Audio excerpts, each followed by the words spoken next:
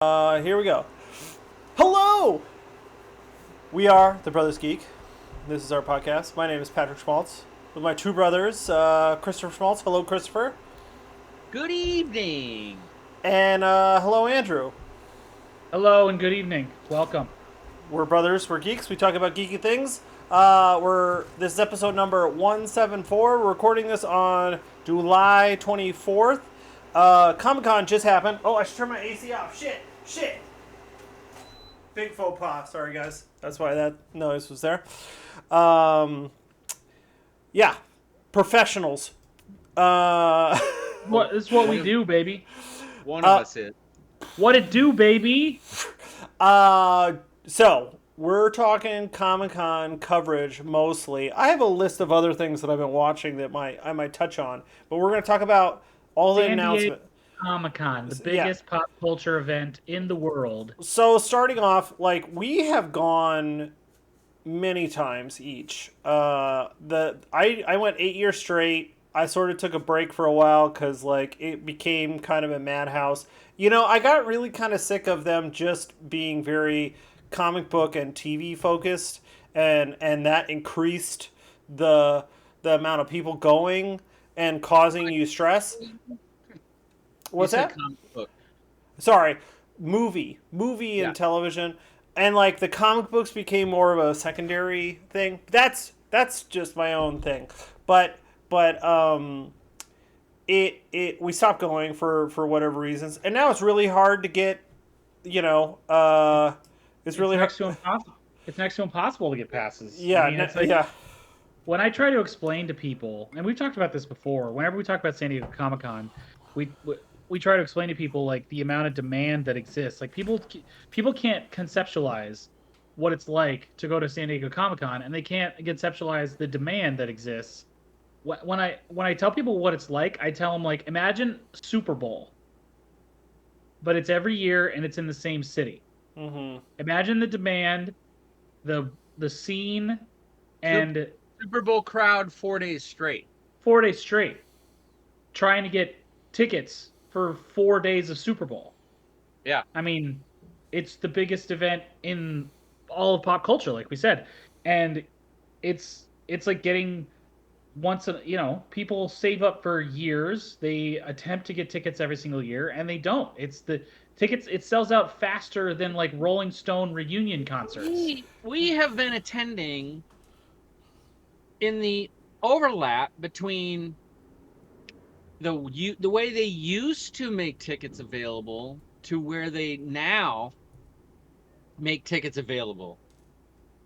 And so the way they used to make tickets available, it was far easier.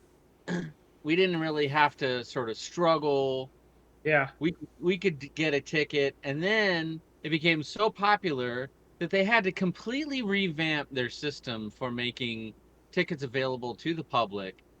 And remember that first year where they went to an online system and just destroyed their servers? Like, I mean, it was a catastrophic. And, like, within like a minute. Effort. Yeah. Yeah. But, like, it immediately crashed the website. And there was all these, stories about people who were setting up their machine. They had 10 computers. Right. For auto refresh for all the websites. That's the waiting room. That's the level. That's the level that you. 25 browsers running on each computer. Yeah. Auto renew until somebody got into the waiting room to buy. I mean, hundreds of attempts a second. One person. I think they scaled back a little bit, but like the numbers that I'm getting from the website is in 2015 they did 167,000 people went to it. And then in like they estimate that over 250,000 people go to San Diego. Not everybody gets in, but people help out. They help build. They help like attendees, dude. Think about the 10,000 people that go. What did you say, Christopher? I was gonna say there's all kinds of events outside that don't require a ticket. Yeah. And go to hotels and just outside. Yeah.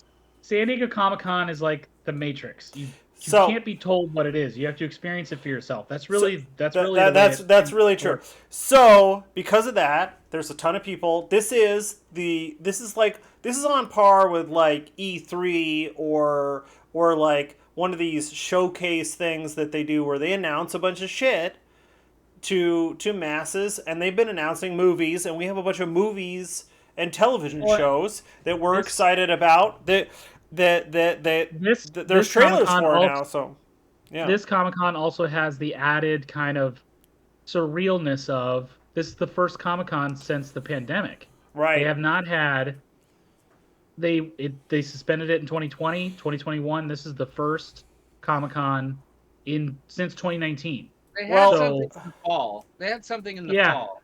But the event in July for 4 days at the San Diego Convention Center, this is the first time it's back there since 2019. So I mean, there's plenty of comic book conventions, and the question that people always ask is, do you dress up? Because it's so like commonplace now that like people go to these things. I've never dressed up. We've never dressed up. Cosplay is not how I express my fandom. Yeah, it's not for me. I don't need that really. I'll dress up when I go to Ren Fair because I'm a medieval nerd. So okay. Hey, my fiance cosplays. My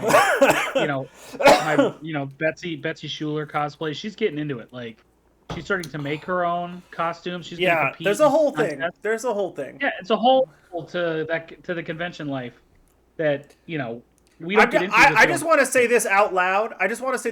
And nothing against people who cosplay and like show their fandom in different ways. But if you buy a skin tight jumpsuit of a costume and put it on, that's not cosplaying. You're wearing pajamas. You just like you're a little bit of a gatekeeper right now, brother. That's not cosplay. Sew some shit. Like no, I totally. Hey, Patrick does not speak for the Brothers Geek. No, that's not with regard to this.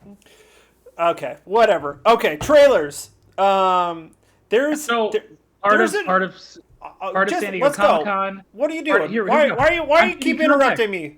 Why are you doing this? Because I'm giving context. You're not giving proper context. I don't care. Let's just go. Okay, let's talk about it. Let's go. Yeah, that's what I'm saying. Well, yeah, come on. We talked about it. She-Hulk trailer got dropped. And what do you guys think of She-Hulk? You think you'll watch it? Definitely watch. Definitely watch. Are you guys one of those guys that like looked at it and thought the special effects looked kind of poopy? No. They're a little not great, but they're not poopy. They're not bad. Like there's an ongoing story in the water supply that Marvel Films just rushes shit out, and the CGI is declining, and it's such a meme now. It's all horseshit. I'm tired of that conversation, to be completely honest, because it's a totally disrespectful situation to every person who works 15-hour days to get CGI completed. For everybody who works in your line of work, Patrick, who busts their ass on these projects, no one is half-assing it. Everyone is giving 150% to make things as perfect as they can. And the thing is they're employing in each one of these movies and shows, they're probably employing, on a movie, they're probably employing 1,000 CGI artists, like close to it. That to get it done is what piques my interest about She-Hulk is the lead actor I never watched Orphan Black, but you guys raved about it. Great show. Tatiana Maslany is bona fide star. She's amazing. Yeah, I was slightly disappointed because I know that Alison Brie was also up for that role. Like she appeared on a podcast and she talked about how it came down to her and like one or two other people. I'm a huge Alison Brie fan, so the fact that she didn't get it, I think she would have been really good in anything. Nothing against Alison Brie. I've worked with Alison Brie. I think she's great. I think that Tatiana, what's her last name? Maslany. She's a better actor. Like that's Cool. That's what I'll say. Like I think that she can sell it more. Okay. But Yeah, I think it looks really interesting. We got a lot of like footage of what the show is going to be like. Seems like Hulk is training her on an island to learn how to use her powers and not suck at this being Hulk. It's Smart Hulk again. He looks like Yeah, his it's arm. Professor. It's looking like his arm is Yeah, okay. he's fully recovered from his snap. Yeah, yeah. Well, he was Um, the last time we saw him. I forget which movie this was. Was this Shang Chi where he was? Uh, he he was was Banner. He Banner. was Banner, and his arm was still. So the timeline when Shang-Chi Yeah, came out yeah. was very close to Endgame. Like it just had happened. So yeah, like like there's questions there. Are they going to answer those questions? Also, we see her like she's a lawyer for Which heroes, I guess. But and then which there's yeah, kind of piques my interest just for the silliness of the idea of superheroes needing a lawyer yeah. and some kind of like legal structure that comes up relating to superhero incidents. I'm gonna look. I'm I gonna don't look. I'm gonna look at some names. Right. I love that it's called She-Hulk Attorney at Law. Like right. it's like that's the full title. Christopher, I mean, I had never read any real She-Hulk comics. Have you been invested in the character at all in the comics? No, Or Jennifer Walters or whatever no, her name is? Yeah. no. Um, I've only ever read her in team up like yeah. Avengers here and there. Yeah, I feel like she's always in like part of a story, but I've never read like the She-Hulk book. She has a small part in some of the Ed Brubaker uh, Daredevil Brian Michael, series. you got Daredevil. to because Oh, about oh the no, term. It's Brian Michael Bendis. You're right. Bro, Brian Michael it was an Bendis. event. That Brian is Michael Bendis said such a that. good series, like of Daredevil that Bendis wrote. It's Well, like, they're both lawyers, her and Matt Murdock. right, right. So Well, and then spoiler alert, like the end of this trailer, we see Daredevil. Or well, they don't show his face, but we see him with the two batons, and it what it's looks definitely like. Daredevil. I mean, Yeah, like Charlie I Cox, mean, the fake out would be it's somebody else in a suit again, but they like won't what? do. They won't do that. Yeah, they should like they shouldn't do that. Like there should. Matt Murdock already appeared in No Way Home. Yeah. Like they're bringing Charlie Cox back Well, and as they Murdock. announced and like they did a whole Marvel timeline of upcoming, and one of the things is Daredevil Reborn.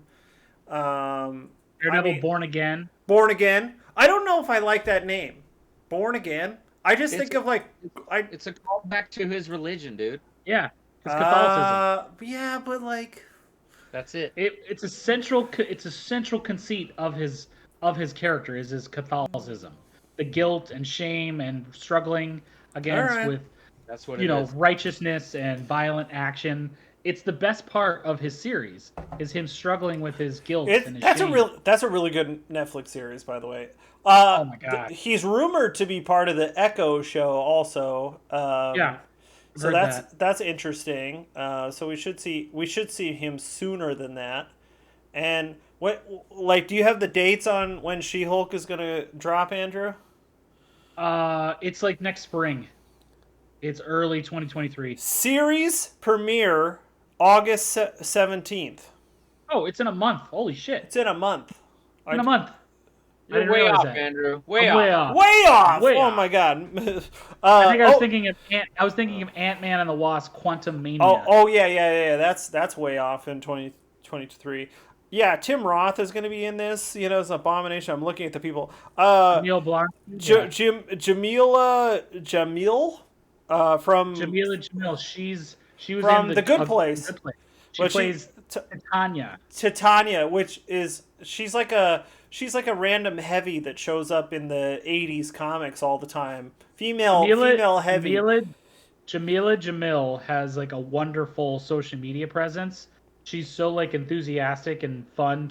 She posted a TikTok or like an Instagram reel the other day at Comic-Con. She met Paul Rudd and like took a couple fangirly type pictures and like took like a silly video of her like sneaking up behind him and trying to like sniff Paul Rudd.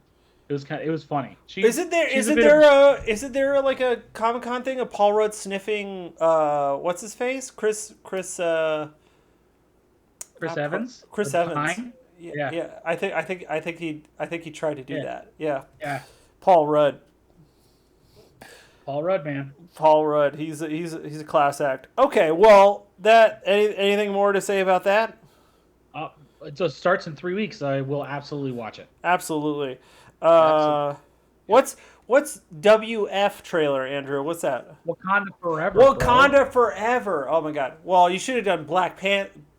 BPWF. I would have gotten it. Wakanda Forever. I got misty, dude. I got to admit, I got misty watching 100% Misty. I'm misty.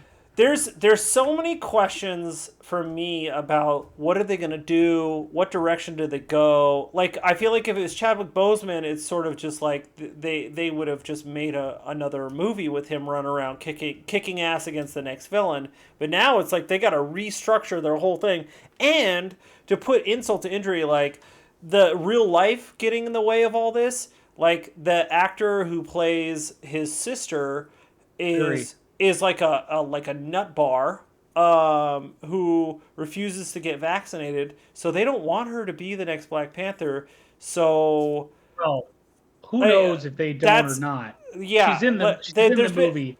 There's been a lot of problems. Yeah, there was behind the scenes drama about her not wanting to get vaccinated, delaying production. Yeah. I think she actually got sick with COVID during production of the movie, and they had to delay it, and it like was this overarching like, come on, it's a simple thing. This movie is a bit cursed. It feels like it's got some. Except for the fact that the trailer makes the movie look goddamn unbelievably amazing. It looks cool. Like it looks cool. Amazing. I would like. I mean, we're talking about trailers right now, So I'd like to just say this. I watched a trailer today on Netflix of some crap movie, whatever. And it gives so much away, like beat for beat, like what the movie's about.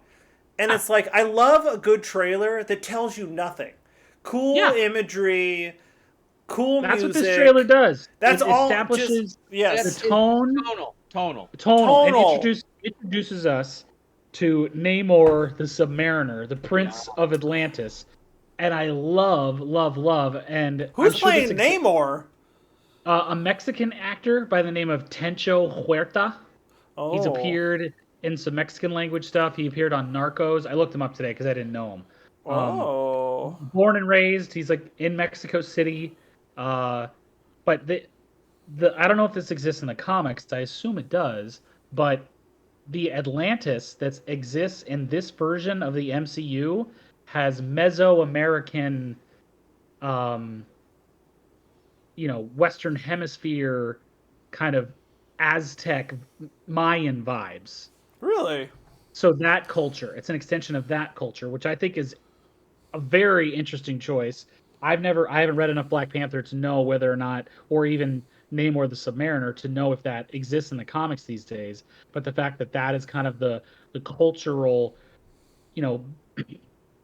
baseline for this version of Namor, I think it's amazing. I think it's fantastic. There's imagery of a woman who's pregnant, giving birth, and then we see a baby for like underwater. Oh, that's like Namor. So it's like Namor getting born. It could be. Well, I mean, there's a lot of human births are done underwater, so that's sure. So, it's difficult to tell. I'd have to watch the trailer again. I've only watched it once, so I haven't picked it apart. I don't know if that's I think I watched it 5 times last night. Or it's just nice.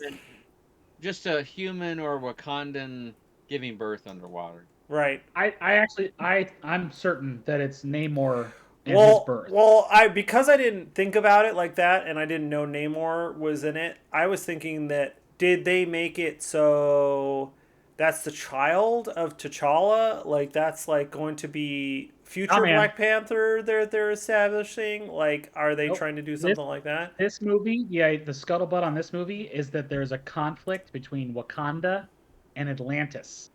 I love that. I want there to be a conflict between Wakanda and Latveria. Yes. Yeah. Like, I want that movie. But Doom. Doctor Doom! Come Dr. on! Doom needs to be the big bad that is the thread through all of this shit. They're Dr. going. Doom- They're going multiverse Kang. They're going instead of like grounded reality. How can they not do Doctor Doom? They gotta do Doctor Doom. How is Doctor Doom not a centerpiece of some of this shit? I think they announced the Fantastic Four movie will be the first movie of Phase 6. I think Doom will come into Phase 6. Doom Phase will 5. be the big bad for Phase 6. Yeah. I hope so. I hope so. I love the well, they idea of gotta. Kang. I mean, that's a big part of Fantastic Four. Whatever about the Fantastic Four, who they actually are, but they have to introduce Doom in that movie, right? Yeah, like Doom has to be a big part of that. Yeah. I'm excited for Kang just because I'm a huge fan of Jonathan Majors as an actor.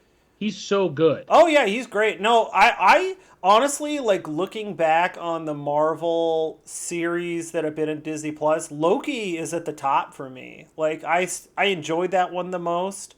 WandaVision I think is number 2 only because I feel like the first 3 episodes are lacking. But we've talked about this. But Jonathan Majors was the lead in Lovecraft Country, that one season of HBO, that like horror sci-fi. Oh yeah. I never watched that. Did you watch that? Dude, you have to watch Lovecraft Country. It's Is it so good? Oh damn. It's so good, dude. You'd love it. But here's my problem, and I'm annoyed by this. Is that what Kang represents is that, okay, Thanos threatened the universe, and now Kang threatens the multiverse. Mm-hmm. Yeah. It's like, okay, what do we... it's ratcheting up the... Yeah, escalation. Ugh, They have to keep escalating, yeah.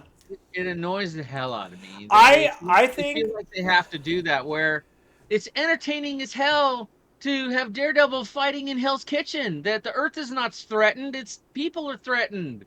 I mean, God, it's like... Well, and I think that's my problem with Thor: Love and Thunder, and I don't think we haven't recorded a Thor: Love and Thunder episode, but no, we all saw it, right? Yeah. A short little review is I thought it was fun. It was very good, but like this, like it is so far beyond real world stakes that I sort of just like it loses me a little bit because like you're off in space land, like, and you're not tried, like it's not like real world New York stakes. is in trouble, you know. It's like humans need help. Like what is by giving Jane Foster cancer, they tried to give it kind of grounded real world stakes by making her sick and her becoming the mighty Thor as a way to kind of like cure her cancer, but it ends up accelerating things, and they tried to give it stakes that way. It didn't really land for me. Yeah. But you're right. Love and Thunder didn't have any. It wasn't grounded in any kind of way. And the comic, this is a plug for the comic book run of that is far superior. Yes. Yeah. Than the movie. Read that I mean, the centerpiece of all of that is the relationship, and Watiti kind of is loosey goosey and happy. You know, he gets it wrong about the relationship. And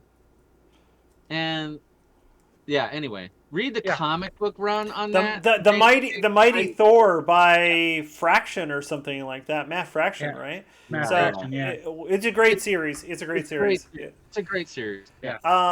Okay. No. Anyways, yeah. Let's keep this train moving. We got more to talk about. What's the next one? Let's talk TC for a second. Shazam! Fury of the Gods. Well, and then and we can sort of fold into that. They showed more footage of Black Adam too.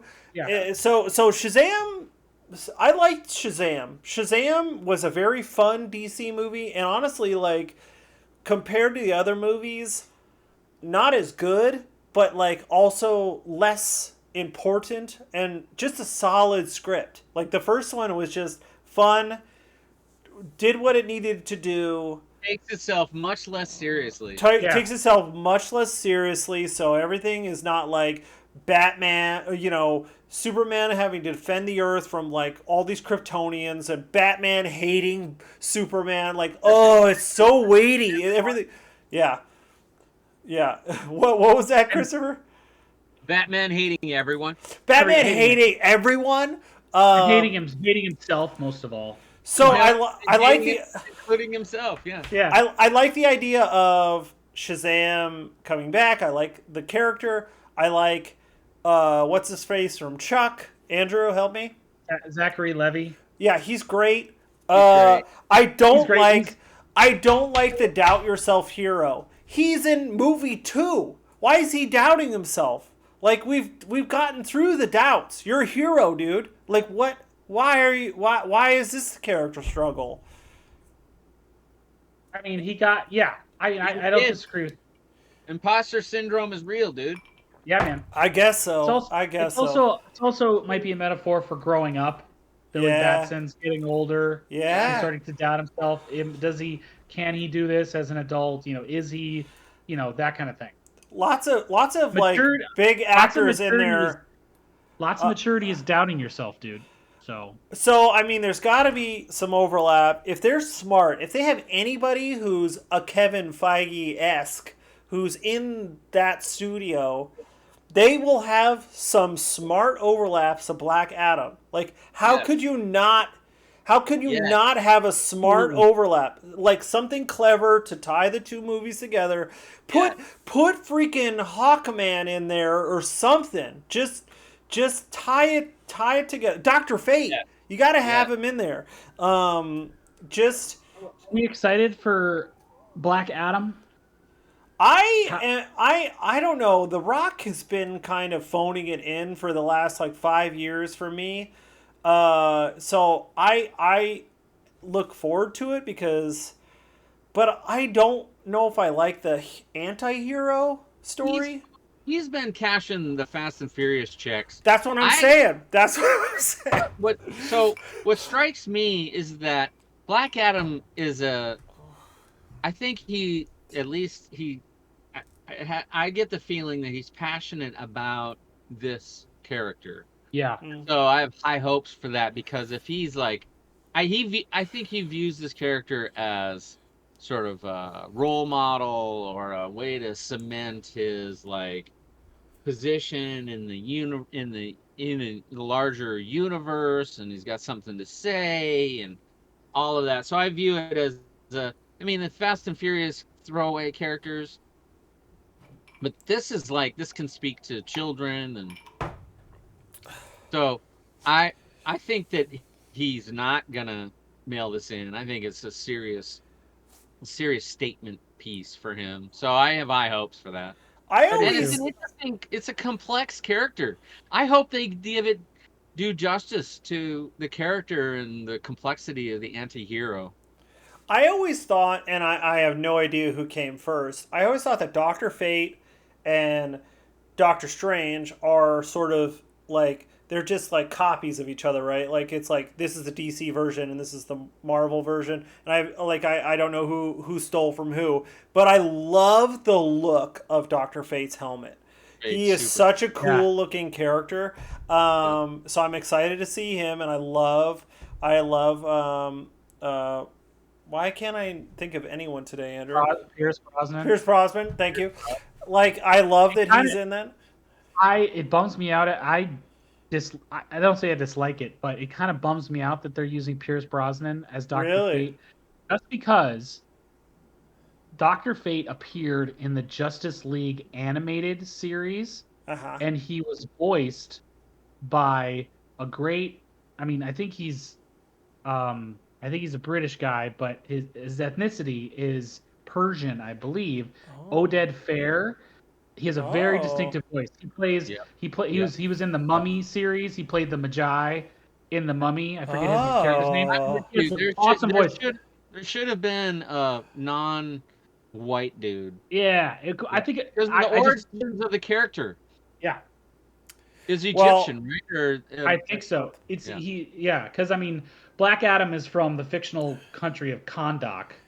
So there's sort of footage that looks like there's a fight that takes place in this one like deserty city with what is that group called? The Doctor Fate, Hawk. I guess it's sort of the JSA, the Justice Society.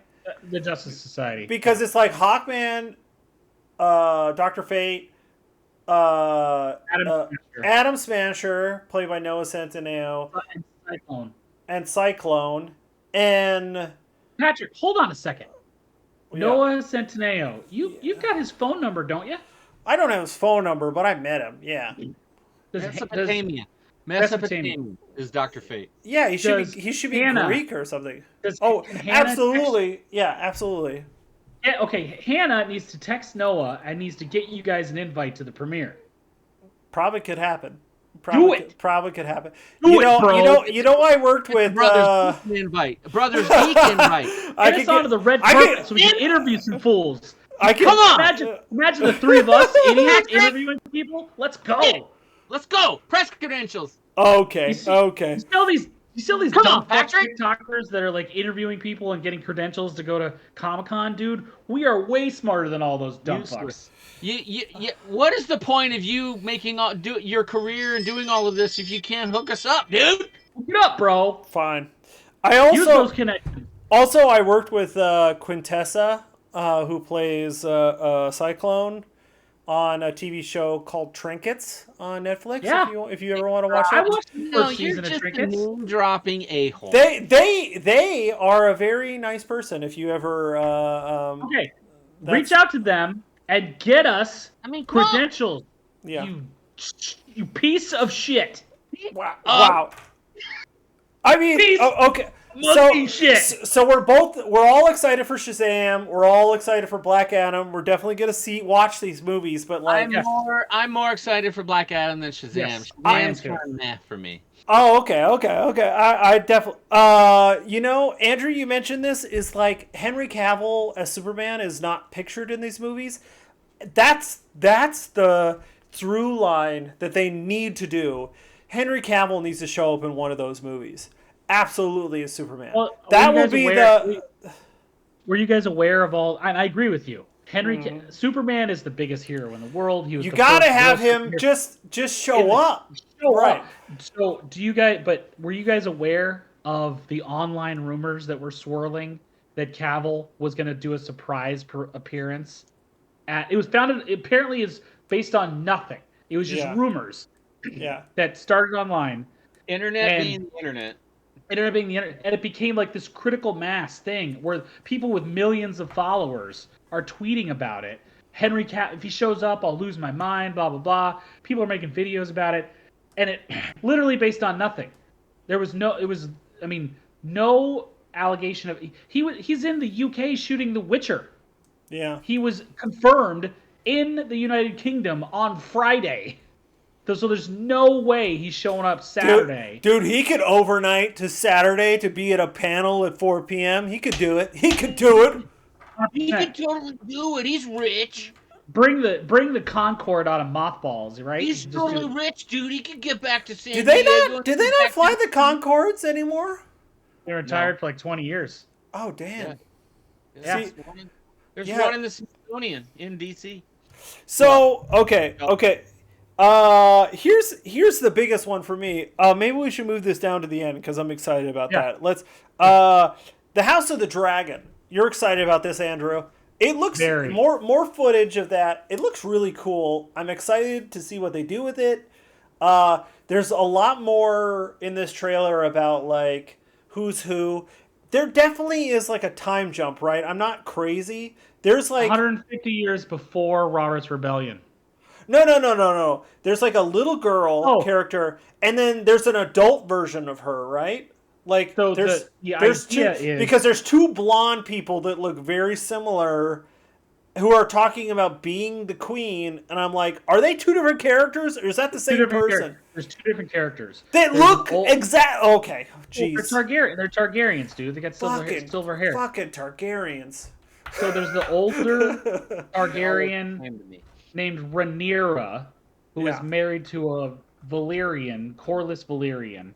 So Rhaenyra is one of Jaehaerys the First's children. I just fell asleep. You talking about? Dude, the lore is so cool. So Jaehaerys, listen. Jaehaerys had 13 kids. Almost all of them die. Rhaenyra is the oldest child. She cannot inherit the throne, so her dumb shit loser brother Viserys the First inherits the throne. And he's got the red dragon, like the what's that dragon's name? You know it. Vhagar.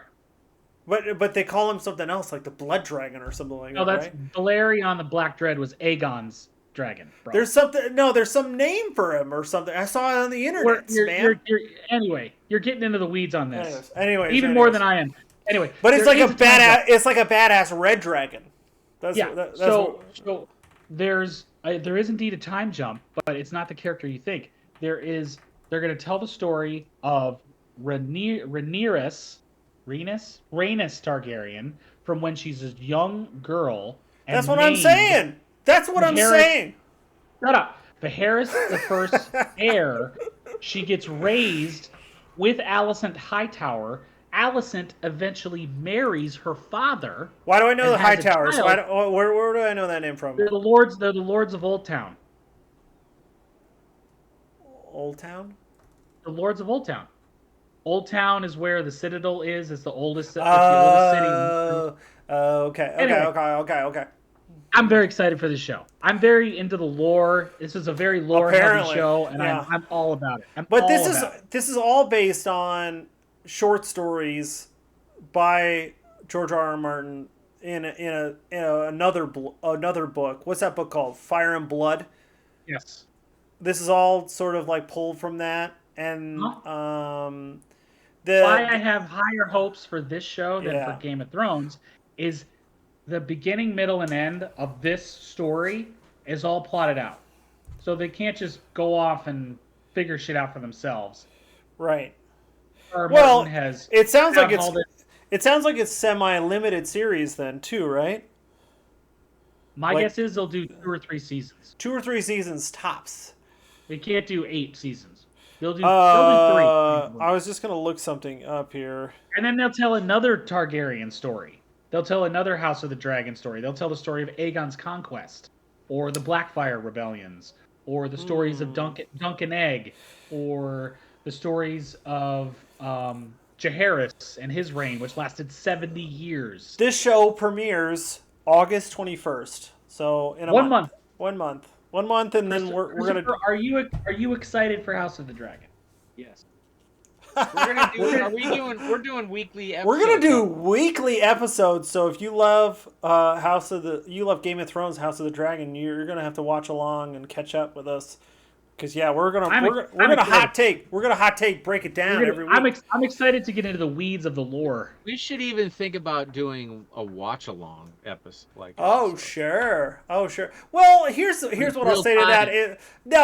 I don't know if I want to. We should do that for like the second watching, because like, what if they say shit and we miss it and we're too busy yapping at each other? Silence. It'll be 90 minutes of silence. True. Okay, so cool. Let's move on to the next one. Lord of the Rings, the Rings of Power. Super cool. There's a lot of weird bullshit hate about this show that I don't really get, because like, I'm not like a Lord of the Rings like heart. I've read the books, but I'm not like fucking like up in their shit. What is the cluster? What is the problem here, Christopher? Do you know? No, he's shaking his head no. I haven't read any of the hate, so I don't give a shit about the hate. There's a lot of stupid hate. Do you know what that comment is from the books? Do you remember that? The what? There's The in the comet? there's a trailer of this fiery comet flying through the air, and all the characters look up into the sky and see it. It reminds me a lot of like the red comet in Game of Thrones season 1, if you remember that. But It's the beginning of season 2. You're right, though. Yeah, it wasn't in season 1. it was the first episode of season 2. Oh Yeah. wow. Okay, never mind. It's a meteor that hits the ground Yeah. in the Rings of Power. Do they make the rings out of the meteor or something? Is that why we should care about this meteor? Do you remember this? Or is it the image of a semi-divine being falling to Earth? Oh, oh. Okay, so I mean, it's all we know Tolkien. It's all a Christian allegory, right? Having Is read, that Sauron falling to Earth? it's been a while since I've read the Silmarillion. Oh, Yes, nice, nice. But there is a lore that deals with who Sauron is and who Sauron's master is. Morgoth. Do you think we're gonna get a Morgoth in this show? Maybe. I think because like he's like the devil basically, and is spoken in the Lord of the Rings stuff, and then like the Balrogs are like sort of like corrupted, like whatever the angel word is. There's a lot of rich lore to pull from. Yeah, Manwë. Very large interesting. Manwë. Very interesting flavor and super cool potential for that show. So I'm definitely watching it. What I'm interested in, I saw this commentary online, and what piques my interest. And Lord of the Rings is not. I mean, I love the movies. The Hobbit was okay, whatever. I haven't read the book, so it's not really my bailiwick. But what would be interesting is that this series takes place in the second age of Middle Earth, and the Lord of the Rings takes place in the third age. So this is thousands of years before that. Yeah. So we're gonna see the height of Elvish civilization. This is when they are the dominant species of Middle Earth. Right. There's thousands of them. They have huge sprawling kingdoms, huge armies. Like the elves are in decline when we get to Lord of the Rings. This is when they are the dominant species on Earth, on Middle Earth. Fascinating. And That'll there's a be lot. interesting. There's like a circle of like elves who are dressed in like white, who are given swords, and like Galadriel is one of them. There's a lot of like, who are those guys? What are they doing? I love the lore of this. I love the shots of dwarves. I think I'm always fascinated by dwarven culture. I think it's like these people who live underground who are fascinated with greed, and they're like strong and stout and love to drink. I think that like speaks to my like Norwegian brain in some way, but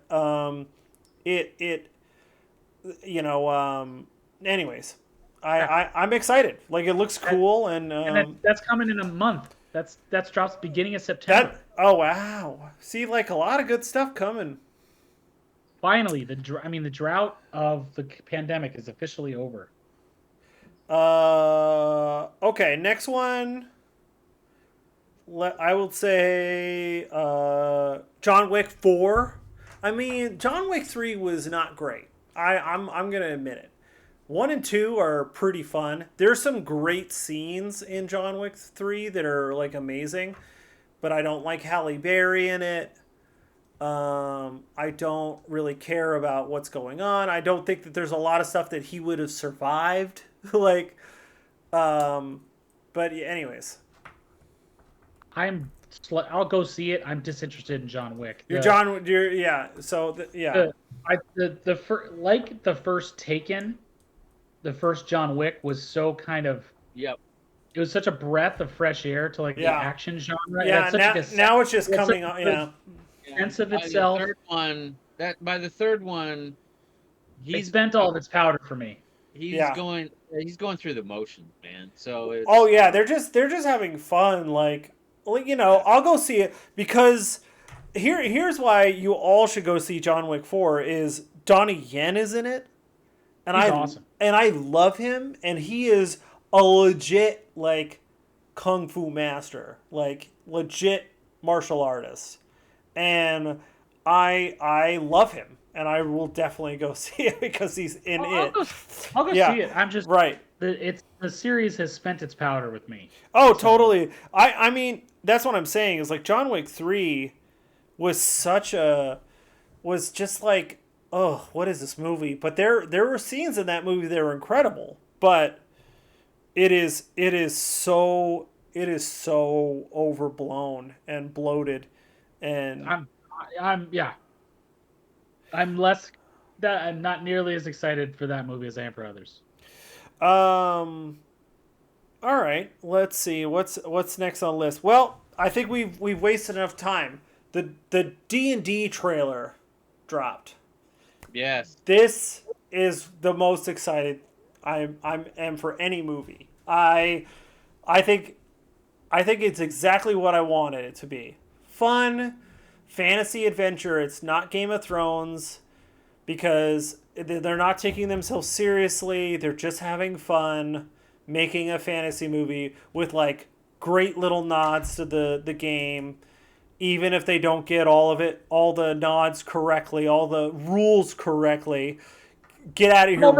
I'm already exhausted with the bullshit Dungeon Master commentary. Do you know about not adhering? No, not you. I'm saying like others in the world of D&D. Do you know already what commenting on how that specific species can't transform into that because they don't use that kind of magic, and this is that, and blah blah blah blah blah. Go jump off a cliff, you virgins.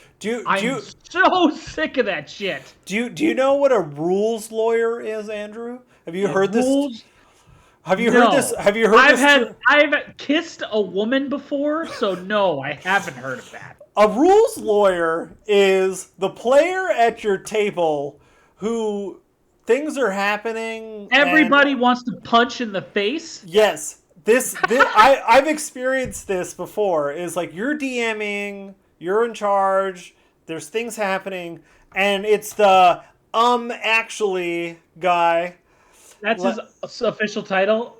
Actually. No, the official title is rules lawyer. That's a legit thing that's on the internet. You have to have a rules lawyer in your game. No, it's it's the asshole that can't hold it together. Who can't? Oh, so it's like a self-appointed thing. It's like, yes. I am gonna be the rules lawyer. The player that wants to correct the table from having fun. That's that's. So all of you who are saying actually, you're the guy nobody likes. That's right. You're the guy at the table. You're the guy. Actuallying everybody. Yeah, you're the guy. You're the guy at the table who got invited to play the game because they wanted 6 people instead of 5. They thought it'd be more fun with one more person. Your character is the character that always dies first. Yes. If they kill you off and keep killing you off, they're trying to tell you something, dude. Like, I want you to go through existential dread about hearing this. Yes. You are not liked. No one likes you. Your character will die in your next session. Yes. If you were actually me, I would kill you. Okay. Lich is going to show up randomly, just appear, and just kill your level 2 character. That's it. Let's break down this trailer. Let's break down this trailer a little bit. Okay. So I have more context. Chris Pine appears to be playing a human bard. Correct. Am I getting that correct? Because he's got a lute, so he's kind of like the leader of this pack. Well, and they don't really show anything in the trailer per se, but he should have some kind of magical ability. Yeah. I'm hoping that's the case, but it doesn't. You don't. Yeah. Bards are magical creatures in D&D. He is doing magic through the magic of song. Okay. Yeah. So Michelle Rodriguez plays a barbarian, it looks like. Dope. Femme barbarian. That's chef's kiss right there. I love that, and definitely she's going to have to say like rage at least once, like berserker for her to throw one to the cheap seats. She has to say rage. like one time. There will Anyways, definitely be a fan service moment with yes, that. yes. What's her face is a tiefling druid, the one who changes into an owl bear. Sophia Illis. And she's famous from like the It movies Yes. and you know. And Rajajan Page appears to play a human warrior or like paladin. Oh, I heard he's a paladin. Yeah. Oh, okay. He's going to be a paladin, you know, and he is not with the trio the whole movie. So I'm either wondering if he's a end of the movie ad, or he might get killed off early, or turn mad. I feel great about it. My paladins were my regular go-to character when I was playing. Yeah, I love paladin characters are a cool mix of Yeah. holy and kick-ass. they're So, fighters What- who What gives me hope about coming, like, I know D&D exists. I obviously have some terminology background. I've never played a session in my life. You're a DM, Patrick. Christopher has played it. He played it in high school. He's very involved in the cult. Coming from the angle of a fan of fantasy adventure. Mm. What they got wrong for me with the World of Warcraft movie was that they didn't have like a fun quest that these characters were going on. There wasn't an adventure. This definitely feels like this crew of people is going on an adventure together. They have an objective that they're trying to do, and they get into the shit. And that part of it is very enticing for me. You get all these characters together with all these different things, all these different personalities, set them on an adventure, and have fun. Yeah. I mean the best kind of fantasy storytelling for me is we have this great evil or this understandable adventure that we need to cross, like the Lord of the Rings. We got this ring, we got to get rid of it. This is all the shit we get into on the way. The Hobbit, there's a bunch of gold sitting in this freaking thing, but it's guarded by a dragon. We got to go there and see if the dragon's still alive and figure out if we can get it back. Like, just that is the framework of great fantasy. Just go on a quest, get the treasure, or stop the great evil, and win the day. Like, so yeah. I love this that they're doing this. I love that it looks the way it looks. I love all the creatures that I saw in the black dragon, the red dragon, the mimic, the displacer beast, the gelatinous cube. Like, I am so pumped. What gives me hope, and we exchanged this text, what gives me hope is that the cast that's involved, every other Dungeons and Dragons movie that's ever been made has been a shit C+ at best movie, right? Yes. And so the cast that's involved in this are of a level that they're not signing on to some straight-to-video movie. They're just not. And so that gives me Chris hope. Pine is a bona fide A-list leading man. Yes. Yeah. And so that alone, and he has got the personality to pull off the whimsy of a bard. Yeah. So and we see that with Kirk too. The way he brought Kirk to life. He has the charm, but he also has like the upright, we'll follow this guy vibe also. Right. Yeah, so charisma. Ton of charisma. And that's a key element, character trait of bards. Well, and so, it's funny you're saying this, Christopher, because I've watched a few interviews that they did at Comic-Con of like the whole cast showed up, and like they're asking questions. Chris Pine is the first one to answer like everything. Like a lot of them just sit there and don't know what to say, but he's like talking about the game, talking about how when they first met up, they made them all play Dungeons and Dragons together, like to get to know each other, to understand. And he's like, I had never played it before, but I loved it because you pick a character and then you're acting. You're acting, you know, and it's like you're making choices about the character. And so he gets it. I feel like that people are short selling the one moment because they're worried that they're not going to get all the rules correctly, or the world is going to be incorrect. But I feel like they did a good job, and they're trying their best to do all the little things. But no one likes you, rules lawyer. No one. So, no, we're March 3rd. March 3rd is when it comes out. super pumped. Way too long. Way too long. Yeah.